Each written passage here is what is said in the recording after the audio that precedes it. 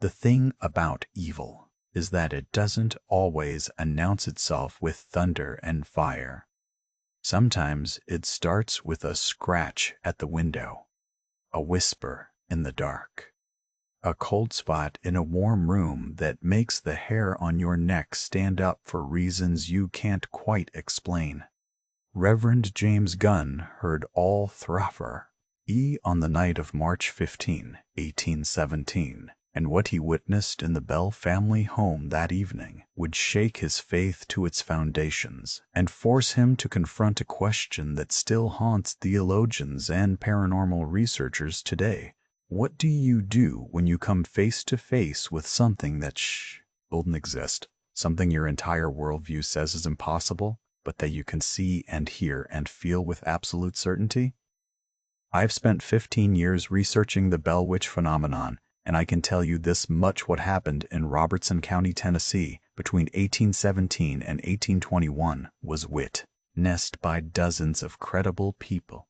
It was documented, it was investigated, and it was never explained.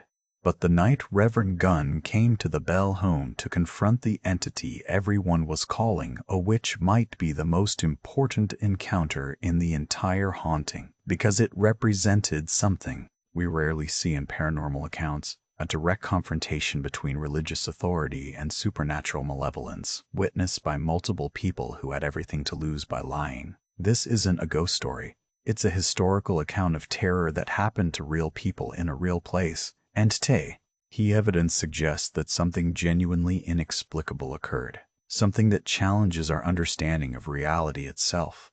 Let me take you back to that night. The Bell family had been living in hell for almost 6 months by the time James Gunn got involved. John Bell, a respected far sect mayor and church elder, had first noticed the disturbances in the late summer of 1817. It started small, like these things always do: knocking sounds in the walls, the children's blankets being pulled off their beds at night. Nothing you couldn't explain away if you tried hard enough.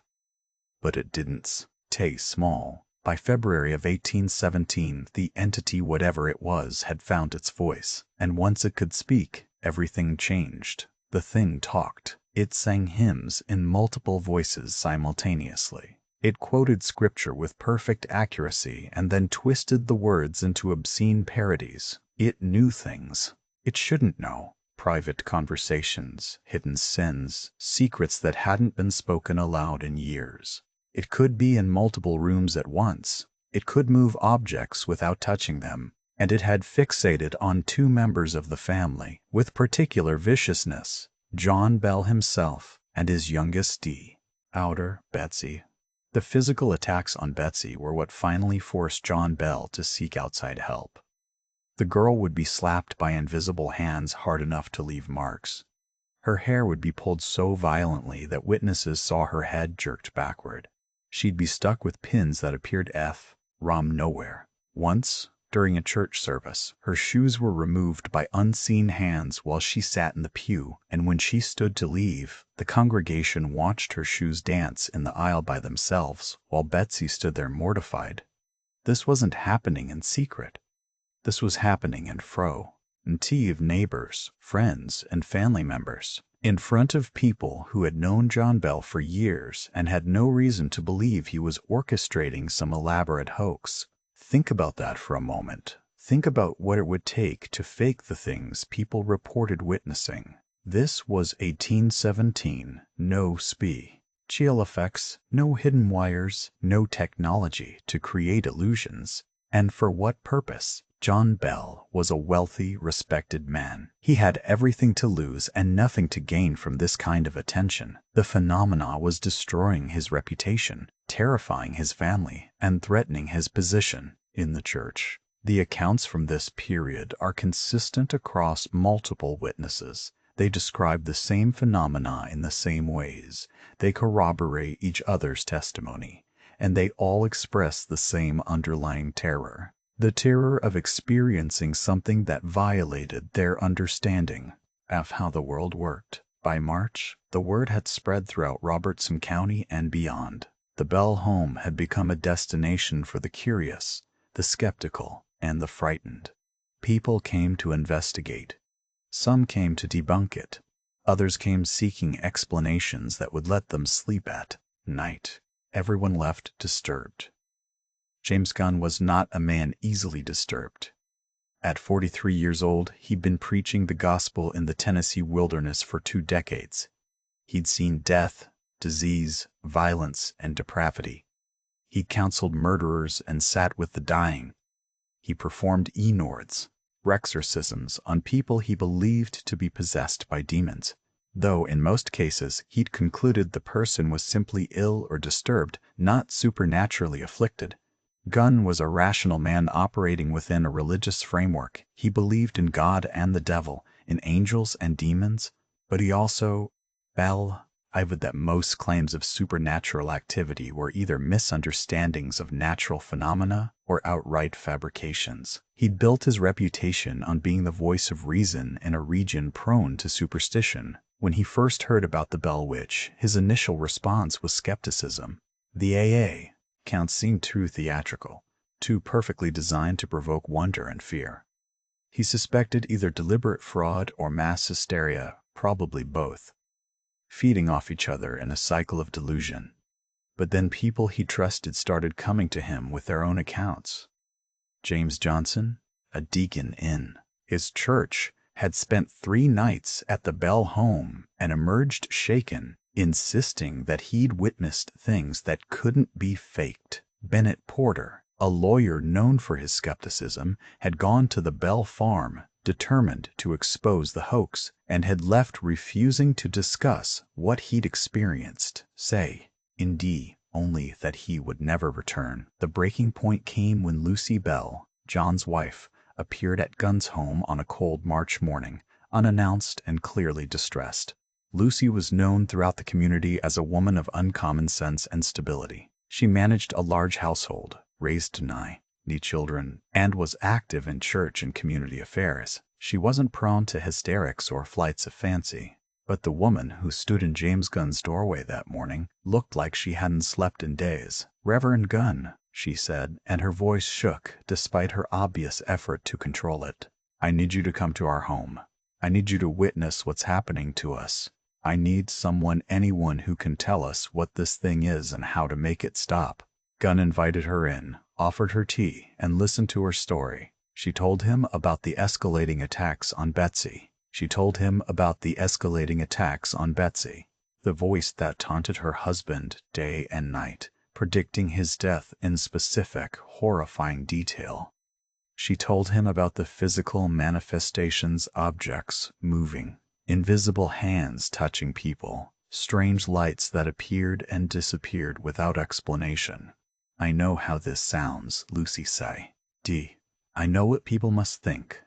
But Reverend, I swear on my soul and my children's lives that what I'm telling you is true. This thing, whatever it is, it's real. It's in my home. It's hurting my family. And it's getting worse." The thing that convinced Gunn wasn't the content of Lucy's story. I'd heard similar tales before and dismissed them. It was her demeanor. This was a woman at the end of her rope. A woman who had exhausted all other options and was now turning to him in genuine desperation. She wasn't seeking attention or sympathy. She was seeking help. "Mrs. Bell," Gunn said carefully, "I'll come to your home. I'll observe what you've described. But I need you to understand that if I find evidence of fraud or deception, I'll expose it. My duty is to the truth, even if that truth is uncomfortable." "I'm not asking you to lie for us," Lucy replied. "I'm asking you to see for yourself and tell us what we're dealing with, please." Gunn agreed to come that evening after sunset. Lucy had explained that the phenomena was more active at night, particularly after the family had retired to bed. He told her he'd bring his Bible, his journal, and his full attention. What he didn't tell her was that he'd also bring witnesses. If something extraordinary was truly happening at the Bell farm, it needed to be properly documented and verified. He sent word to 3 other men, all church members, all known for their integrity, asking them to accompany him. The stage was set for a confrontation that would become one of the most well-documented supernatural encounters in American history. The Bell Farm sat on the Red River in northern Robertson County, about 3 miles from the Kentucky border. It was prosperous land, over 300 acres of fields and forest, with a large 2-story log home at its center.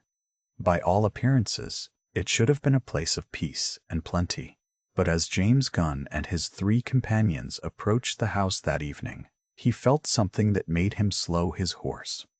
The air felt wrong somehow, heavier than it should be. There was no wind, but the temperature seemed to drop the closer they got to the house. "You feel that?" asked William Porter, one of the men Gunn had brought along.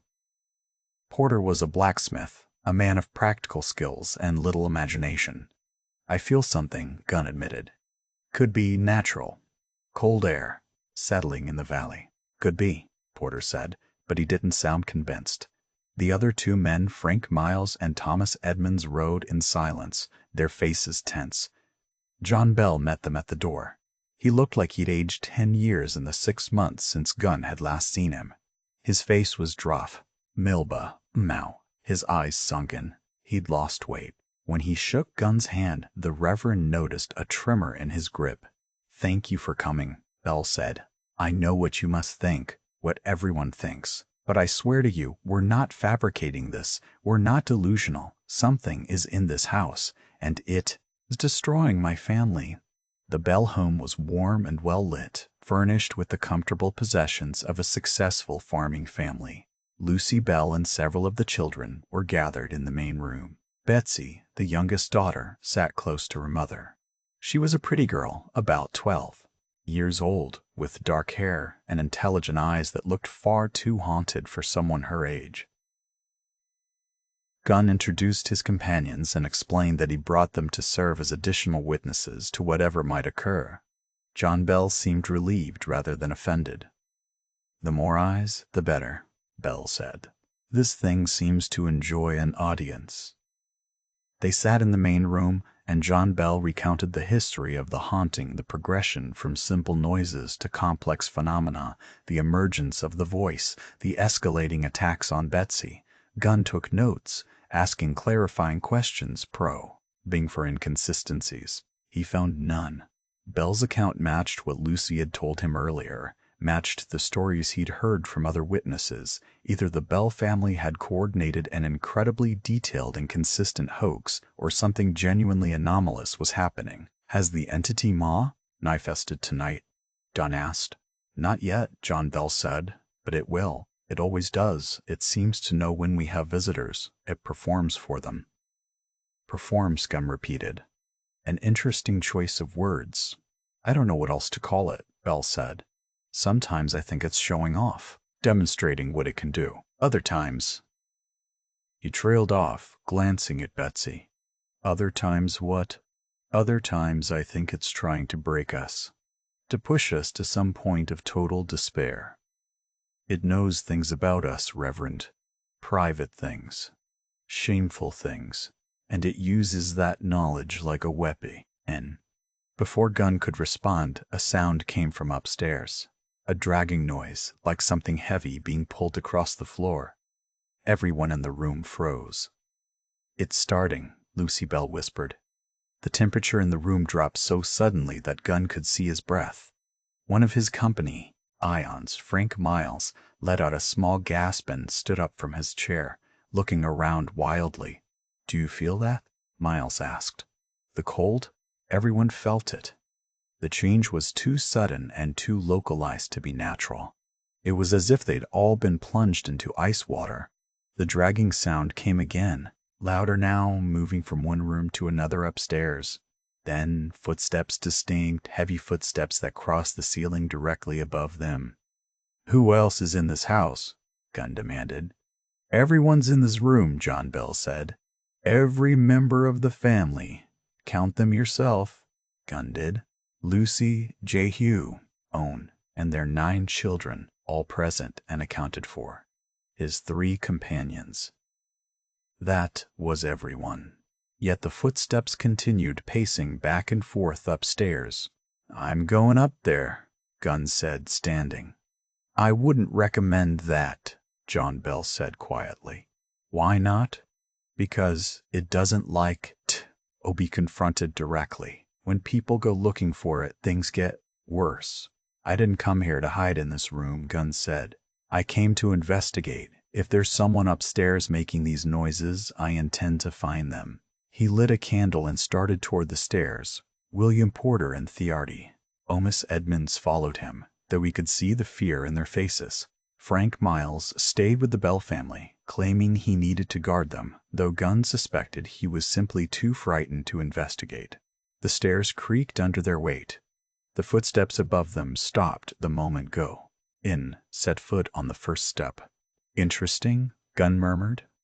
Whatever's making that noise can hear us. They reached the second floor and found the hallway with several closed doors. The temperature here was even colder than downstairs, cold enough that frost had formed on the windows.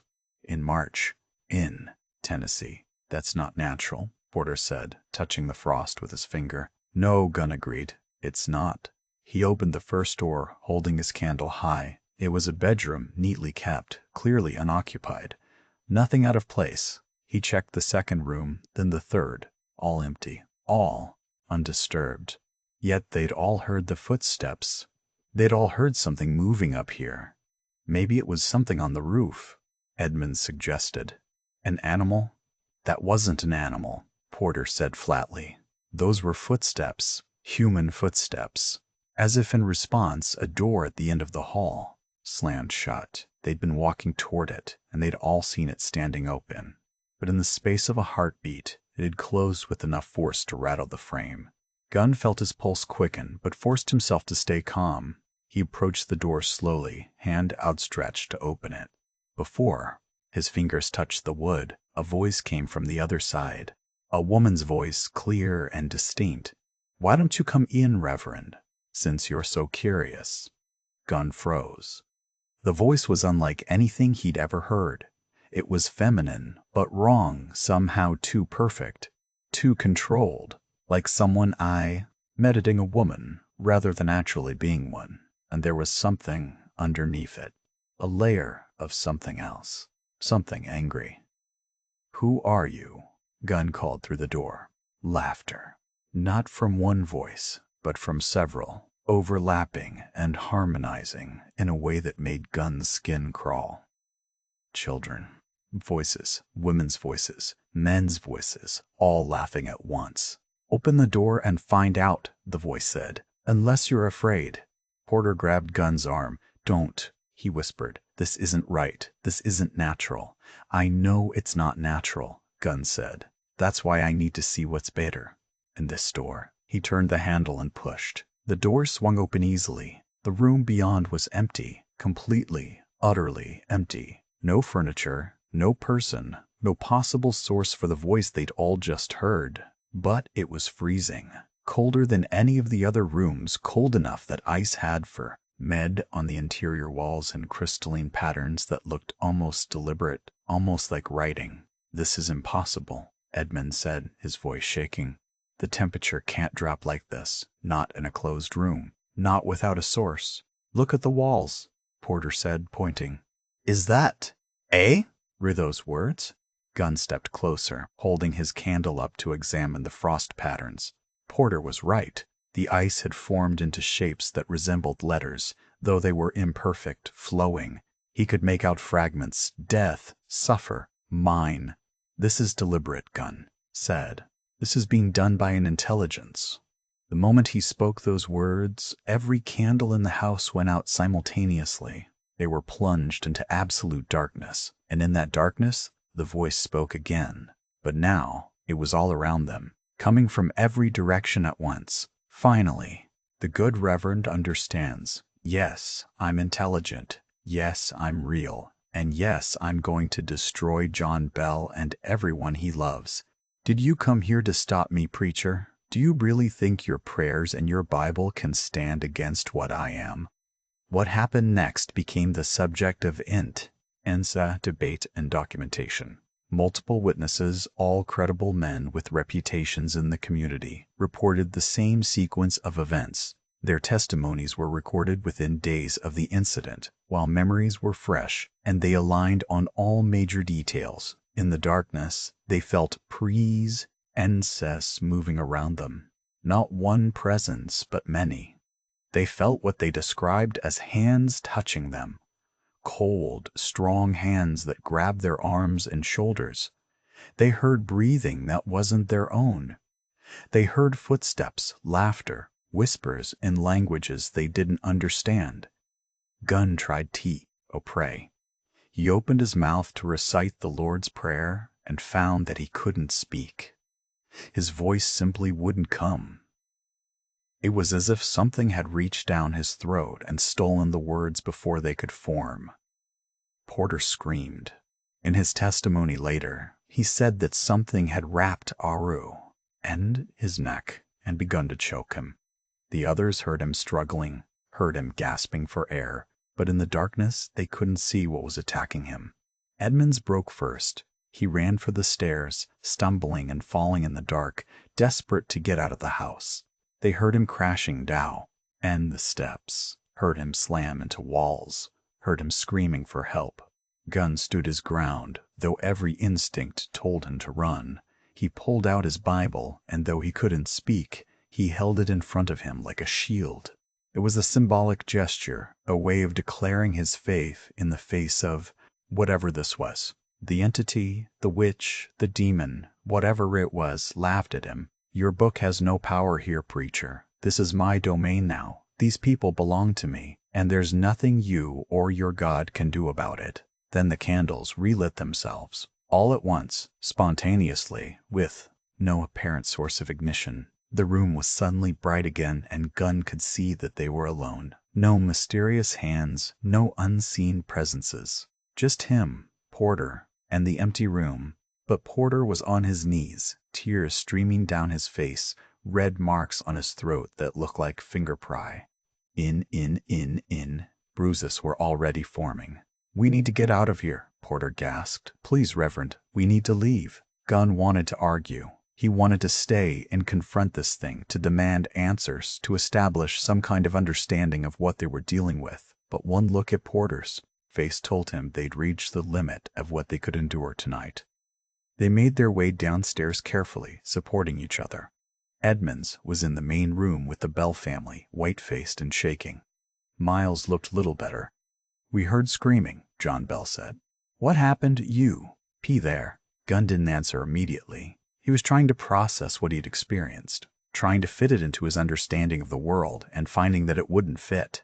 Everything he'd just witnessed contradicted his rationalist tendencies, contradicted his desire to find natural explicamatio ends. But he couldn't deny what he'd seen, heard, and felt. None of them could. "Something is in this house," Gunn finally said. "Something I cannot explain. Something that displays intelligence, will, and power beyond anything I've encountered before." "Is it a demon?" Lucy Bell asked. "Can you saint it out?" "I don't know what it is," Gunn admitted. "I tried to pray, and it stopped my voice. It knew what I was thinking before I spoke.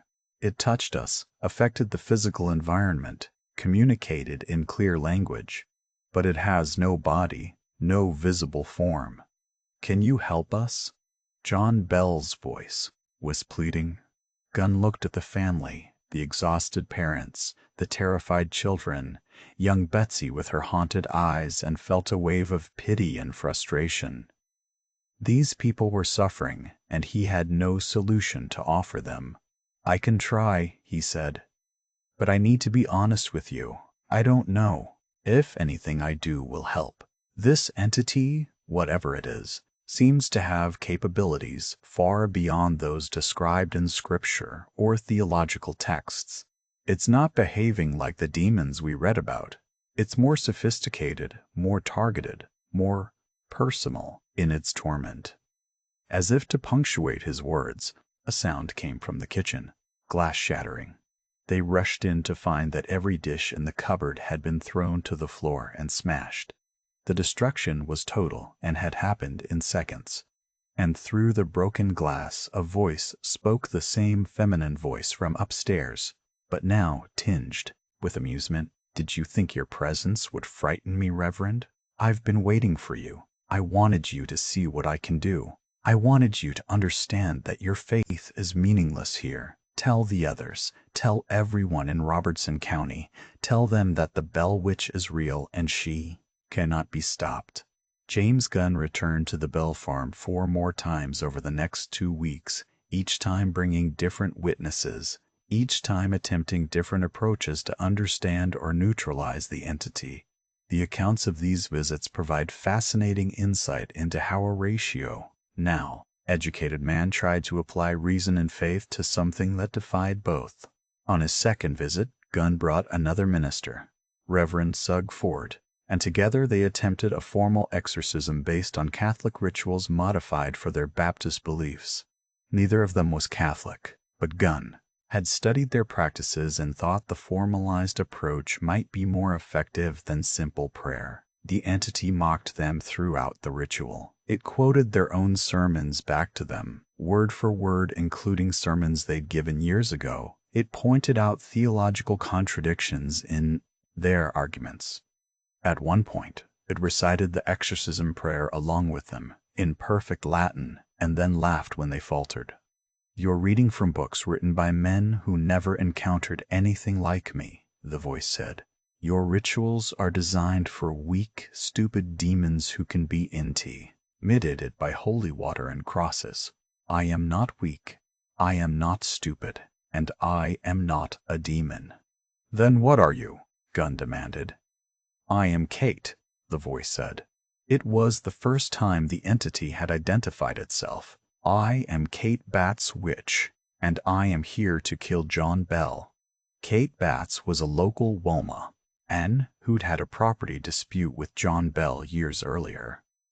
The case had been settled in court, but Batts had been furious at the outcome. Some people in the community whispered that she'd cursed the Bell family, though no one took it seriously. Until now. "Kate Batts is alive," Fort pointed out. "A living person cannot be a witch haunting a house." "Shows what you know," the voice replied.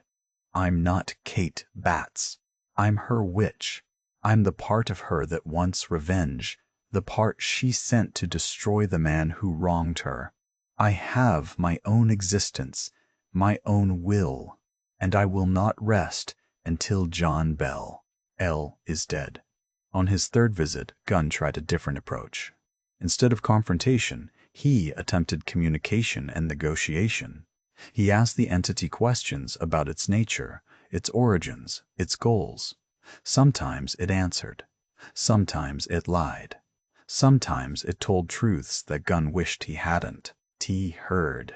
The entity claimed to be able to travel anywhere instantly, to see and hear everything that happened in Robertson County, to know the thoughts and secrets of everyone who lived there. To prove it, the entity revealed information about Gunn himself, an affair he'd had 20 years ago, before he'd become a minister, that he'd never told anyone. The entity described it in precise detail, including conversations that only Gunn and the woman involved could have known. "How do you know this?" Gunn asked, shaken. "I know everything," the voice said. "Every sin, every shame, every hidden hing. That's my power, Reverend. Not just moving objects or making noises. I can see into the dark places of the human heart, and I can drag those secrets into the light. That's why John Bell will never escape me. I know what he's done. I know what he is, and I'm going to make him suffer for it before he dies." "What has he done?" Gunn asked. "What sin has John Bell committed that deserves this torment?" The entity wouldn't answer. It would accuse Bell of wrongdoing, but never specify what that wrongdoing was.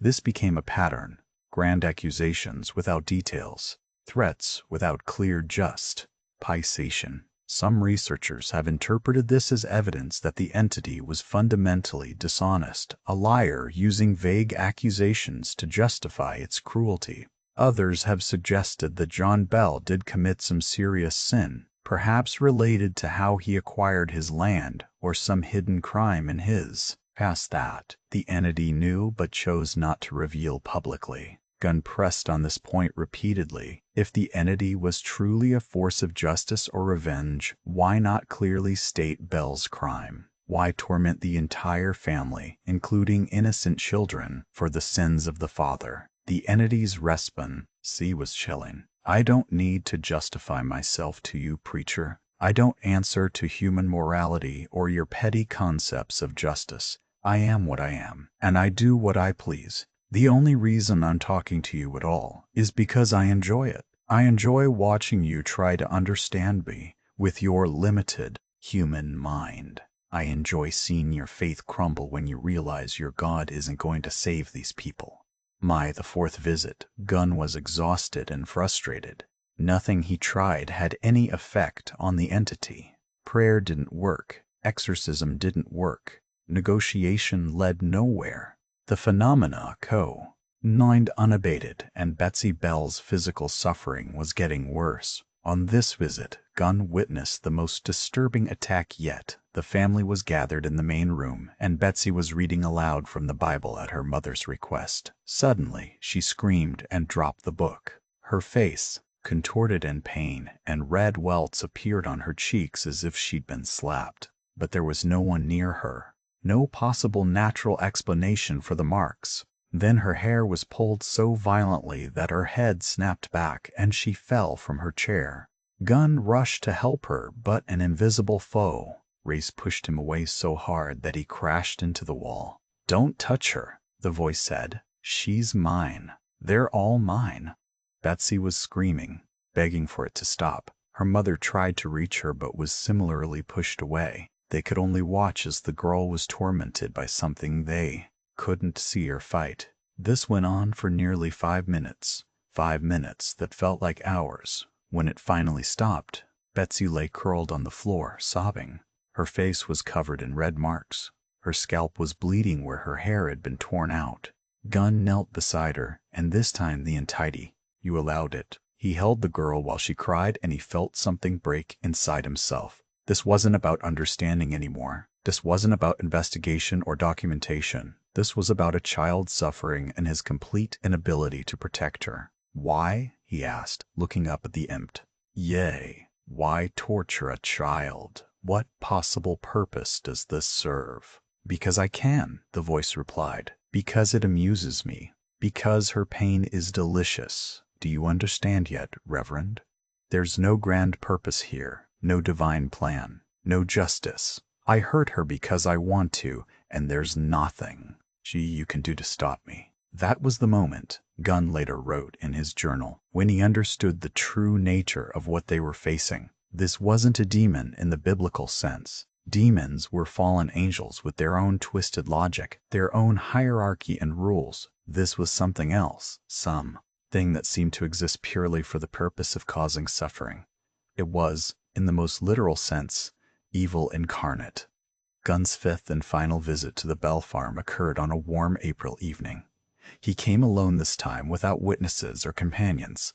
He'd spent the previous week in prayer and study, reading everything he could find about supernatural phenomena, possession, and spiritual warfare. He'd also written a detailed account of everything he'd witnessed, sealed it, and left it with a trusted colleague with instructions to publish it if anything happened to him. He wasn't sure why he felt the need for this precaution, but the entity's veiled threats and demonstrated power had made him cautious. When he arrived, the Bell family was surprised to see him alone. I need to speak with the entity, Gunn told John Bell. Directly, without interference. That's danger. Bell said. When people challenge it directly, it becomes violent. Everything about this situation is dangerous, Gunn replied. But I can't leave things as they are. I need to make one more attempt. They gathered in the main room as before. Gunn stood in the center and spoke to the empty air. I know you can hear me. I know you're listening. I'm here to make a proposition. Silence. Then, after a long moment, the temperature dropped and the familiar voice spoke. This should be entertaining. What could you possibly offer me, Reverend? Information, Gunn said. You claim to know everything, to see everything. But I wonder if that's true. I wonder if there are limits to your knowledge. I wonder if you're as powerful as you claim. Careful, preacher. Challenging me has consequences. I'm not challenging you, Gunn said. I'm offering you an opportunity. Answer my quest, ions truthfully, and I'll do something for you in return. What could you possibly do for me? I can spread your story, Gunn said. I can make sure everyone knows what you are and what you can do. I can give you the recognition you seem to crave. Isn't that what this is all about? You want let to know you're real. You want to be acknowledged, feared, remembered. There was a long pause. When the entity spoke again, it sounded amused. You're smarter than I gave you credit for. Yes, I want to be remembered. I want my name to echo through history. I want people to speak of the Bell Wit, Cheesh, with terror for generations to come. Very well, Reverend. Ask your questions. But be warned, if you don't like the answers, that's not my problem. Gunn pulled out his journal and a pencil. First question. Are you the spirit of Kate Batts? No. I told you before. I am Kate Batts' witch. I'm a separate entity that she, knowingly or unknowingly, created through her hatred and desire for revenge. Think of me as her anger given form and independence. Can Kate Batts control you or call you back? No. I'm autonomous now. She couldn't stop me if she wanted to. Are you a demon in the Bible? I cast sense? No. Demons are angels who fell from grace. I was never an angel. I'm something else entirely. What are you then? I'm what happens when human hatred becomes so intense, so focused, that it takes on a life of its own. I'm a thought form, a tupa, an egregore, whatever term you want to use. I'm a creation of the human mind that has become independent of its creator. This was a fascinating answer, and one that Gunn hadn't expected. The concept of thought forms existed in some esoteric traditions, but it wasn't part of mainstream Christian theology. The idea that human thoughts and emotions could create independent entities was radical and disturbing. If you're a creation of human thought, can you be destroyed by human thought? Theoretically, yes. If enough people stopped believing in me, stopped fearing me with their attention and emotion, I will eventually fade. But that's not going to happen. I'm too entertaining, too fascinating. People will talk about me for centuries. Why are you targeting John Bell specifically? For the first time, the entity hesitated. That's a complicated question. Then give me a complicated answer. Finn. John Bell represents everything I was created to oppose: respectability, prosperity, social standing built on questionable foundations. Kate Batts believed he cheated her. Whether he actually did or not is irrelevant. Her belief was strong enough to create me, and I inherited her purpose. But you said you're independent of her now. You could choose to leave the Bell family alone. I could, but why would I? Tormenting them is fun, and it serves a larger purpose. What purpose? Proving that your precious moral order is an illusion. John Bell goes to church every Sunday. He's an elder, a respected member of the community. But respect and morality are just masks people wear. Everyone has darkness inside them. Everyone has secrets and shames. I'm here to prove that no one is truly good, that your faith and your society are built on lies. Gunn wrote this down carefully, his hand shaking slightly. You're saying you're torturing a family to make a philosophical point? I'm saying I'm torturing a family because it reveals truth. Watch how quickly the community turns on them. Watch how quickly their friends abandon them. Watch how quickly their friends abandon them. Watch how their faith crumbles under real pressure. It's already happening. People whisper that the Bells must have done something to deserve this, that God is punishing them, that they brought this on themselves. Your precious Christian community is already judging them, already withdrawing support. I'm just accelerating the process. That's evil. That's honesty. I'm showing you what humans really are when the comfortable illusions are stripped away. Gunn asked several more questions, and the entity answered some and deflected others. It confirmed that it could appear in multiple places simultaneously. It claimed to be able to read, time, but admitted there were limitations. It could only read surface thoughts, not deep memories or subconscious content. It said it was most powerful at night and in the Bell home itself, where it had been feeding on the family's fear and emotional energy for months. Finally, Gunn asked the questio, and he'd been building toward, can you be stopped? By you? No. By anyone currently trying? No. The only thing that could stop me is if I achieved my primary purpose, which is the death of John Bell. Once he's dead, I'll have completed what I was created to do. I might linger for a while for entertainment. But eventually, without my core purpose driving me, I'd fade. So the only way to end this is to let John Bell die? I didn't say let. I said that's what will end it. How it happens is up to you. Gunn closed his journal. He'd gotten more information than he'd expected, but none of it was comforting. If the entity was telling the truth and he had no way to verify that, then it was essentially a self-sustaining supernatural parasite that fed on emotional energy and had fixated on one family as its primary target. I've answered your questions, the entity said. Now keep your end of the bargain. Tell my story. Make me famous. I'll document what I've witnessed, Gunn said carefully. I'll write a truthful account of these events, but I won't glorify you or treat you as something to be admired.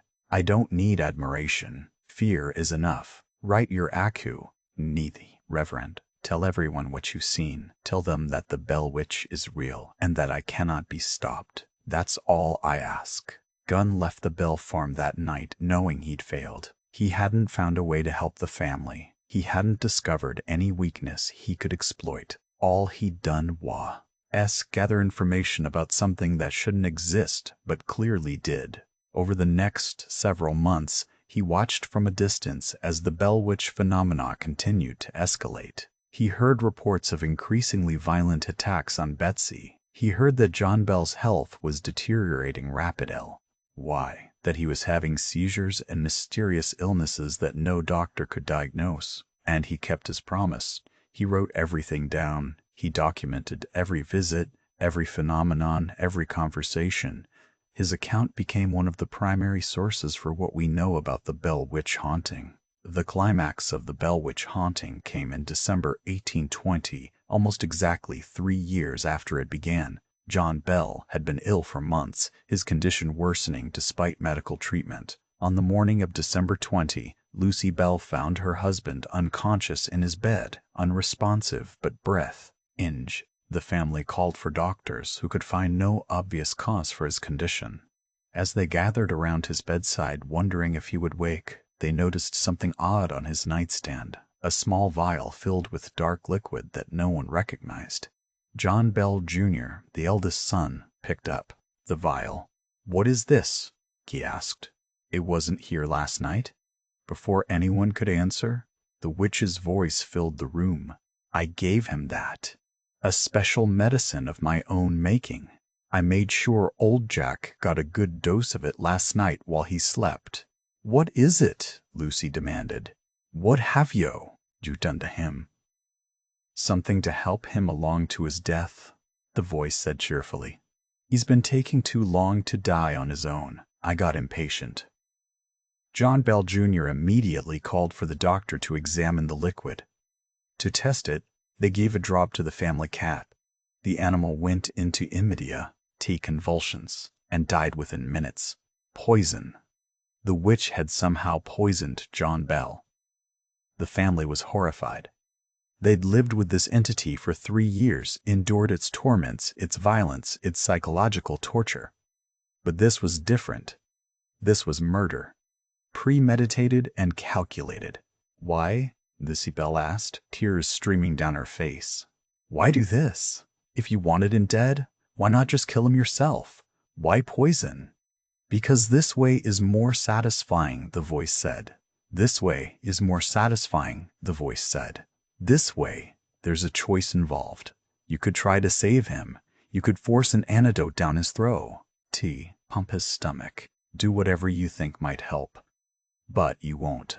Because deep down you know that fighting me is pointless. You know that I always get what I want. So you'll sit here and watch him die, knowing you could have tried to save him but didn't. And that knowledge will haunt you for the rest of your lives. It was psychological torture of the highest order. The entity was giving them the illusion of choice while making it clear that any action they took would be futile. It was rubbing their powerlessness in their faces. John Bell never regained consciousness. He died the next day, on December 21, 1820. He was 69 years old. The funeral was held on December 22. Nearly everyone in Robertson County attended, partly out of respect for the Bell family and partly because they wanted to see if the witch would make an appearance. It did. During the funeral service, as Aubrey Twime, Reverend Sugforth, was delivering the eulogy, the witch's voice rang out in the church, clear and loud enough for everyone to hear. Row me up a river of whiskey, boys. Old Jack's dead and gone. Let's celebrate. Then it sang. Right there in the church, during the funeral, it sang drinking songs and body tunes that made the women blush and the men look away in shame. It kept singing all through the burial, its voice echoing across the cemetery. Reverend James Gunn was there. He'd come to pay his respects and to witness the end of the haunting he'd documented so carefully. As he watched John Bell's coffin lowered into the ground, he felt a complex mix of emotions: sorrow for the man's death, relief that his suffering was over, and a deep, gnawing uncertainty about what all of this meant. After the burial, as people were dispersing, Gunn felt compelled to speak to the entity one more time. He stood by the grave and said quietly, "Are you satisfied now? Is this what you wanted?"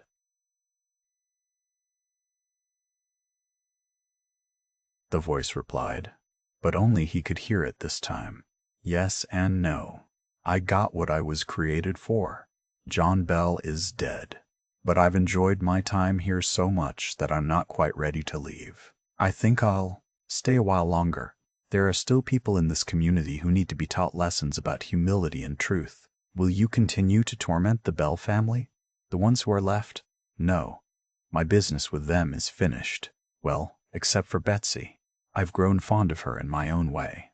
I might check in on her from time to time, make sure she remembers me." "You're a monster," Gunn said softly. "I'm a mirror, Reverend. I reflect back what's already in human hearts. The capacity for cruelty, the love of spectacle, the secret pleasure people take in others' suffering. Everyone in this he has been entertained by the Bell family's torment. They came to the house like it was a show. They gossiped about it, speculated about it, enjoyed it. I'm not the monster. I'm just what monsters create when they don't want to acknowledge their own nature." For several more months after John Bell's death, but with decreasing frequency and intensity. By the spring of 1821, the manifestations had largely ceased. The entity made one final appearance to the Bell family in April, promising to return in 7 years. But when 1828 came and went, there were only minor disturbances that might or might not have been related to the original haunting. Betsy Bell never married her intended fiancé, Joshua Gardner, who had been courted during the haunting. The witch had tormented them both, threatening dire consequences if they married. Even after the phenom ended, Betsy couldn't bring herself to go through with the wedding. She married another man years later, but by all accounts never fully recovered from her childhood trauma. Lucy Bell lived another 20 years, dying in 1837. She never spoke publicly about the haunting, though family members reported that she would sometimes wake screaming from nightmares about the witch. The other Bell children scattered, some leaving Tennessee entirely to escape the stigma of being associated with one of the most famous hauntings in American history.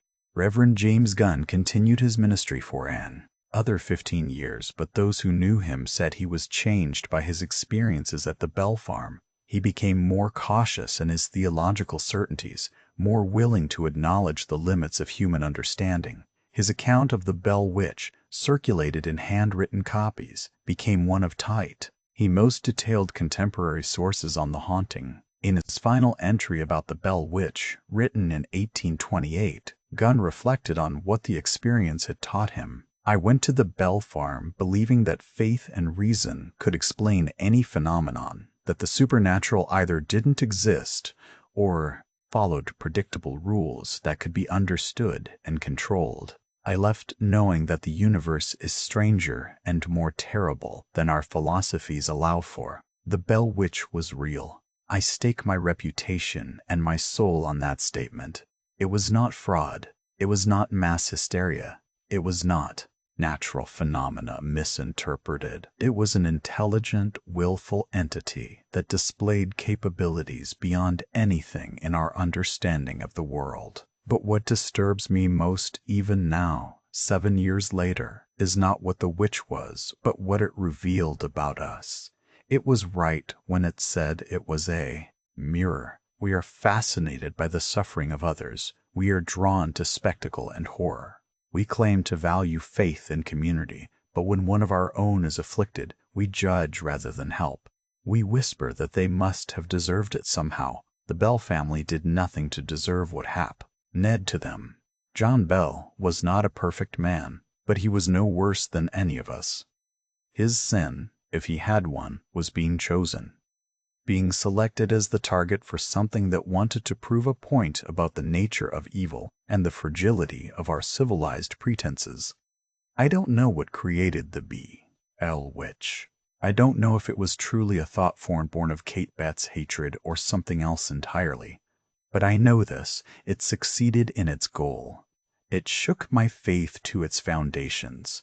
It showed me that prayer doesn't always work, that good people suffer for no reason, that evil can manifest in our world and operate with impunity. And yet I still believe, not because my beliefs were validated by this experience, they were challenged and partially destroyed. I believe because the alternative is despair. If the Bell Witch represents one truth about the universe, then faith must represent another truth. They coexist, paradoxically, in the same reality. That's what I've learned. The world is more complicated than we want it to be. Good and evil are real forces, but they don't follow the neat narratives we create in our theology and philosophy. Sometimes evil wins. Sometimes Sephiri Ingi has no purpose. Sometimes the innocent are tormented and die, and there's nothing we can do to prevent it. But we have to keep trying anyway. We have to keep believing in goodness and mercy and justice, even when the evidence suggests those things are illusions. Because the moment we stop believing, the moment we embrace the witch's cynical worldview, we've lost something essential to our humanity. The Bell Witch wanted to prove that people are fundamentally selfish and cruel, that our morality is a mask we wear. But I've also seen people sit with the Bell family through long, terrifying nights.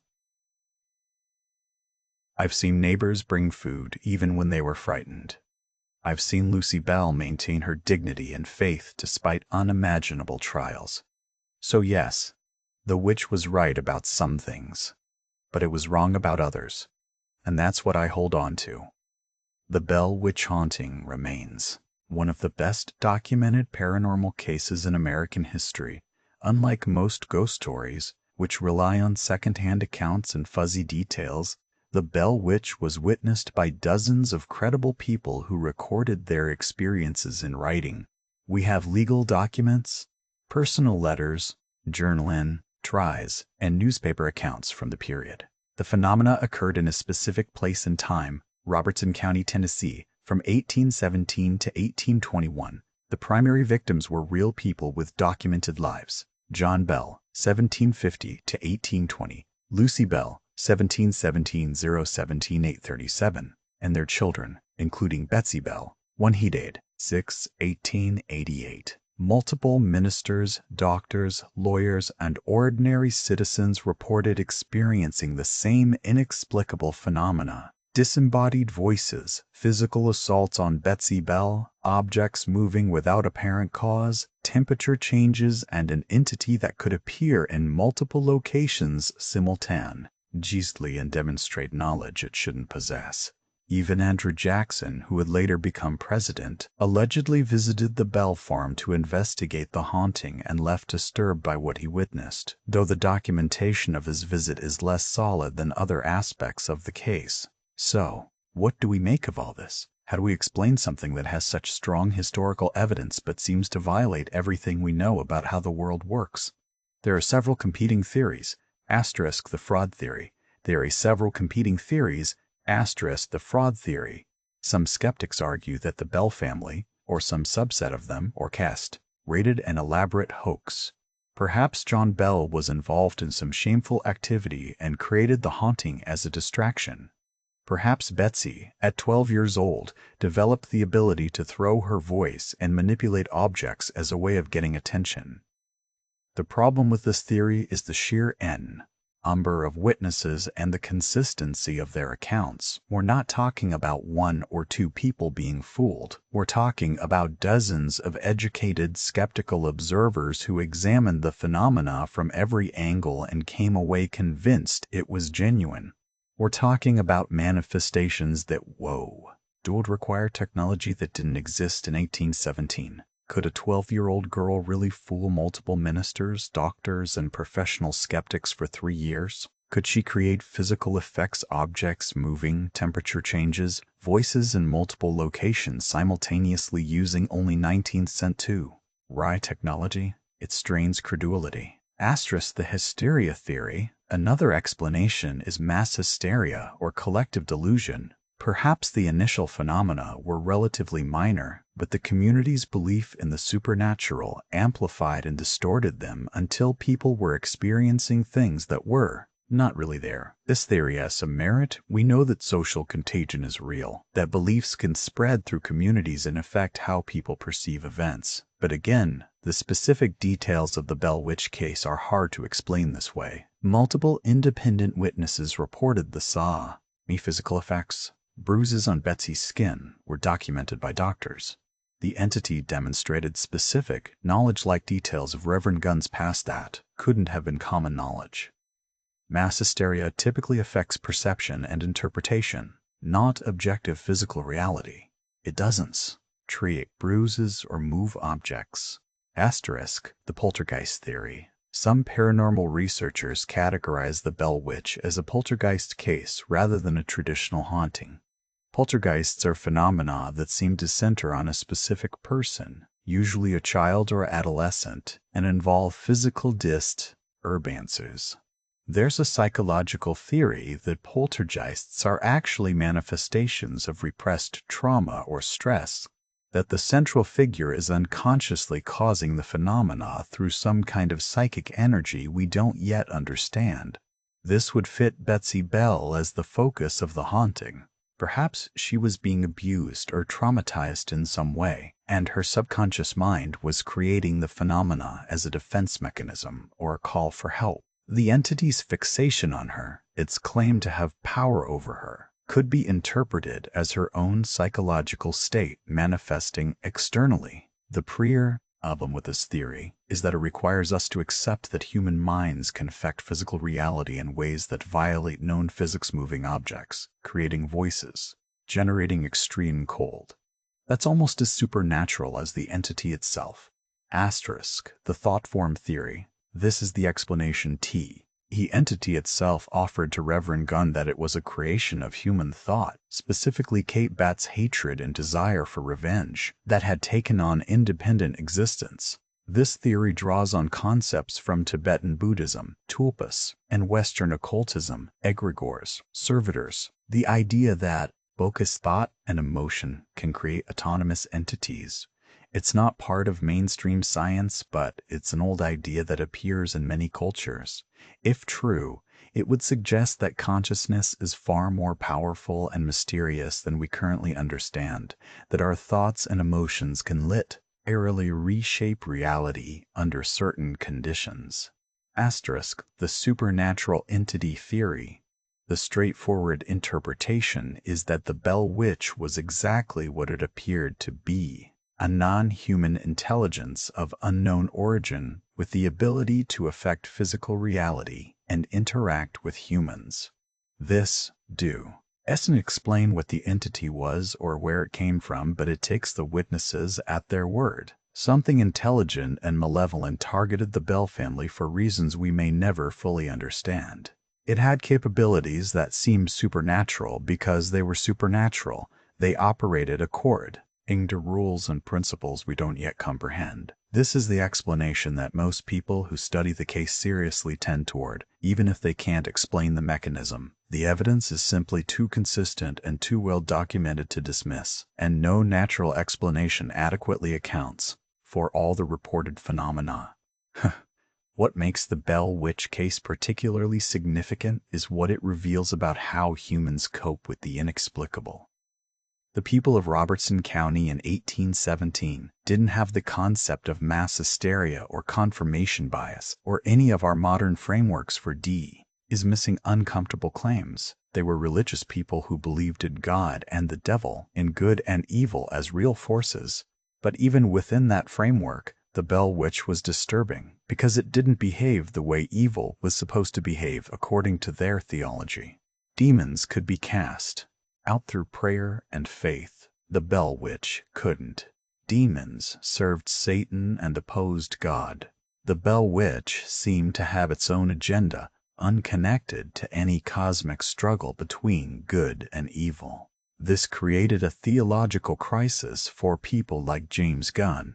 If prayer didn't work, if faith didn't protect the innocent, if evil could manifest and operate with impunity, then what did that say about God's power and benevolence? Gunn's solution, as expressed in his journal, was to accept paradox, to acknowledge that he didn't understand how evil could exist and operate the way it did, but to maintain his faith anyway, as an act of will, rather than intellectual certainty. This is actually a pretty sophisticated theological position. It's similar to what we see in the book of Job, where the answer to the problem of evil is essentially, God's ways are beyond human understanding, and that's okay. It's an acknowledgement of the limits of human knowledge without abandoning the core commitment to meaning and purpose. But not everyone could make that adjustment. We know that some people who witnessed the Bell Witch phenomena lost their faith entirely. Others became obsessed with finding a rational explanation, unable to accept that something genuinely inexplicable had occurred.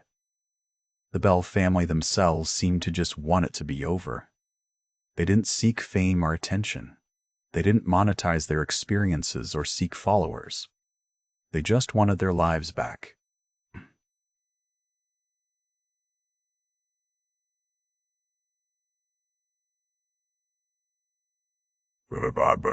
Occasional element to the Bell Witch story that's worth extracting. It teaches us about the relationship between belief, evidence, and truth.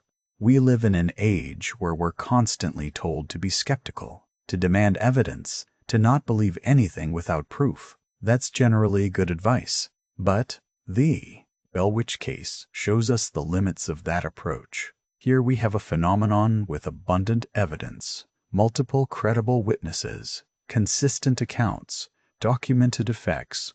By the standards we normally apply to historical events, the Bell Witch haunting is well established.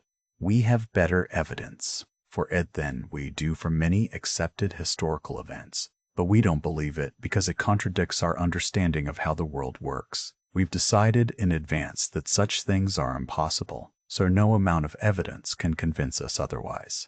This is actually a form of bias. We're rejecting evidence because it doesn't fit our preconceptions. We're being the opposite of scientific. We're letting our theories determine what evidence we accept rather than letting evidence shape our theories. Now, to be clear, I'm not saying we should immediately accept every paranormal claim. Extraordinary claims do require extraordinary evidence, and we should be cautious about accepting things that violate well-established principles of physics and biology. But we should also be honest about what we're doing when we dismiss cases like the Bell Witch. We're not following the evidence where I Dane T leads. We're protecting a worldview that we're invested in for philosophical or practical reasons. The intellectually honest position might be something like, I don't know what happened at the Bell farm. The evidence suggests something anomalous occurred, but I can't fit it into my understanding of reality, so I remain uncertain. That's uncomfortable because we like certainty. We want to know what's true and what isn't. But the universe doesn't owe us comfortable certainty. The Bell Witch case also teaches us about the nature of evil if we take the accounts at face value. The entity that tormented the Bell family wasn't evil in a grand cosmic sense. It wasn't trying to destroy humanity or corrupt souls or oppose God's plan. It was petty, cruel, and focused on a very specific target. This might actually be closer to how evil operates in the real world. Real evil is usually personal, and targeted. It's not about grand ideological struggles. It's about hurting specific people for specific reasons, or sometimes for no reason at all.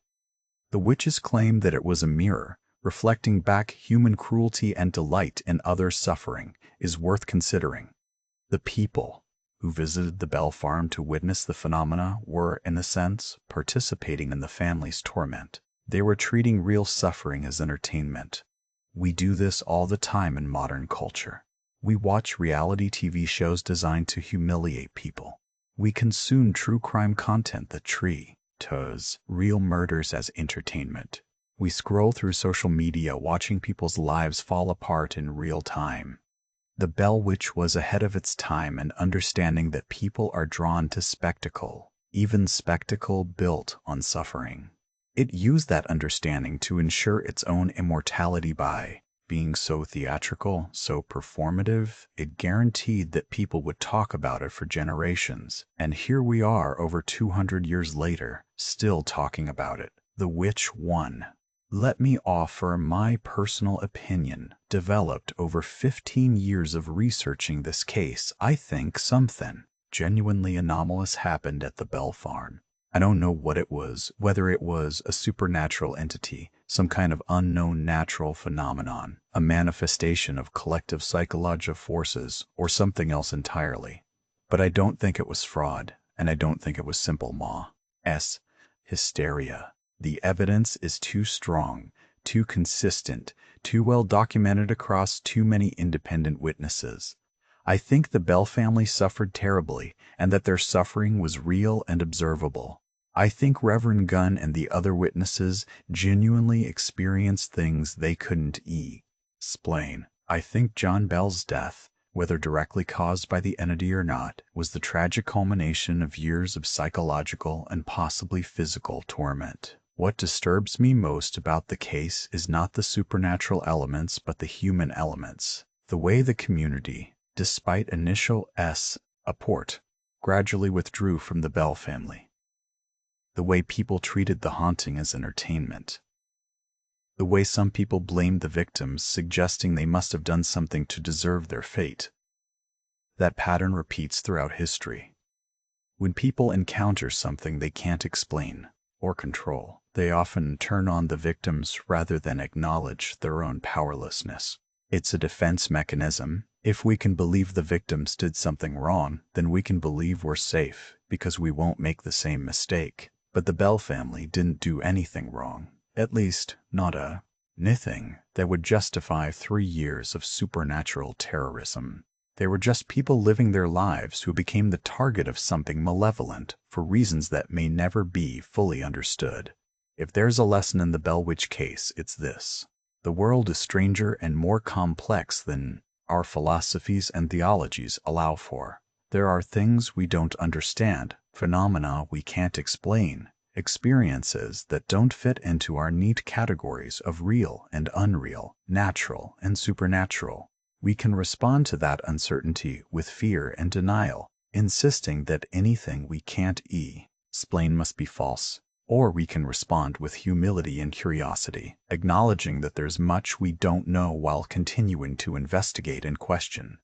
James Gunn chose the second path, despite having his worldview shattered, despite witnessing things that challenged everything he believed about reality. He continued to engage with the phenomena honestly. He documented what he saw. He asked questions. He admitted when he didn't know the answers. That's the kind of intellectual courage we need more of. The willingness to look at uncomfortable evidence without immediately dismissing it or distorting it to fit our preconceptions. The Bell Witch story has been told and retold countless times over the past 2 centuries. It's inspired books, movies, and academic studies. Every generation reinterprets it through their own lens as a ghost story, as a cautionary tale, as a curiosity, as evidence of the paranormal. But at its core, it's a story about a family that suffered and a community that watched. It's about the limits of faith and reason when confronted with the genuinely inexplicable. It's about how we treat people who claim to have experienced things we don't believe are possible. The people who witnessed the Bell Witch phenomena are long dead. The Bell family farm is now just a historical site, visited by tourists and paranormal enthusiasts. The physical evidence, if there ever was any, is gone. What remains is the testimony, the written accounts, the consistent, corroborated descriptions of phenomena that shouldn't have been possible, but that were witnessed by dozens of credible people. We can dismiss those accounts if we choose. We can say that everyone involved was lying or deluded or mistaken. We can insist that nothing like the Bell Witch could really happen because it violates our understanding of how reality works. But doing so requires us to ignore a lot of evidence and to assume that dozens of people over a period of years were all wrong in exactly the same way. Or we can accept that something happened, something we don't fully understand, something that challenges our assumptions about reality and try to learn from it. The Bell Witch wanted to be remembered. It wanted its story told and retold through the generations. It wanted to prove that evil is real, that it can manifest in our world, and that it can operate with impunity. In that sense, it succeeded. But it also inadvertently proved something else, that humans have a remarkable capacity to endure. The Bell family survived. They were damaged, certainly, but they continued living. Lucy Bell maintained her faith and dignity. The children grew up and had lives, carrying their trauma, but not being entirely defined by it. Evil can wound us. It can terrify us and hurt us and leave scars that never fully heal. But it can't completely destroy us unless we let it. That's the real lesson of the Bell Witch, not that supernatural evil exists, though it might, but that human resilience is equally real. That even when confronted with something inexplicable and malevolent, people can choose to keep going, to maintain their values, to protect each other. James Gunn faced the Bell Witch and came away shaken, but not broken. His faith was challenged, but not destroyed. He witnessed evil and acknowledged its power without surrendering to despair. In 1817, a preacher faced what dozens of witnesses described as a supernatural entity of malevolent intelligence and inexplicable power. He couldn't stop it. He couldn't explain it. He couldn't protect the people he wanted to protect. But he bore witness. He documented the truth as he experienced it. He refused to lie about what he'd seen, even when the truth was uncomfortable and inexplicable. Sometimes that's all we can do when confronted with the inexplicable. Witness it honestly, document it carefully, and continue living with the uncertainty. The Bell Witch is gone now, if it was ever really there. But the questions it raised remain. What is evil? Why does it exist? How should we respond when we encounter it? And what do we do when our certainties are challenged by experiences we can't explain? I don't have final answers to those questions. I'm not sure anyone does. But I think asking them, honestly and humbly, is more important than pretending we have all the answers.